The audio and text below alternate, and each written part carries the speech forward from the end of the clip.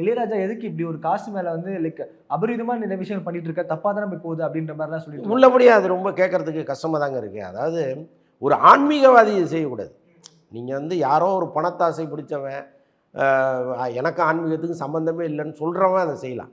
இளையராஜா வந்து அவ்வளவு ஆன்மீகம் பேசுகிறாரு, இந்த உடல் இதுக்கப்புறம் என்ன ஆகும்லாம் பேசுகிறாரு, அடுத்த பிறவி முற்பிறவி பற்றிலாம் பேசுகிறாரு, கடவுள் அது இதுங்கிறாரு. ஆனால் இந்த காசை வச்சுட்டு என்ன பண்ண போகிறாரு? இன்னும் எத்தனை வருடம் வந்து இந்த காசை அவரால் பயன்படுத்த முடியும்? ஸோ அதெல்லாம் இருக்கு இல்லையா? ஸோ அப்போது சந்தோஷம், நாம் வாழும் வரைக்கும் நம் இசையால் எப்படி எல்லாருக்கும் ஒரு சந்தோஷத்தை நம்ம கொடுத்தோமோ அது மாதிரி இந்த சந்தோஷத்தையும் அனுபவிச்சுட்டு போங்கப்பா, யார் வேணாலும் எடுத்து பயன்படுத்திங்கன்னு சொன்னாருன்னா அது நல்லா தான் இருக்கும்.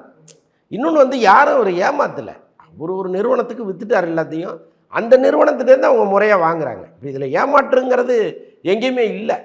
அப்போ இது எல்லாமே வந்து ஒரு பெரிய குழப்பமாகவே இருக்குது. இது ஏன் தீர்க்கப்படாமலே இருக்குது? இந்த பிரச்சனைக்கு அதிரடியாக ஒரு தீர்வு வருமா, வராதா, எத்தனை வருஷம் கழித்து வரும், இப்படிங்கிறதெல்லாம் தெரியல.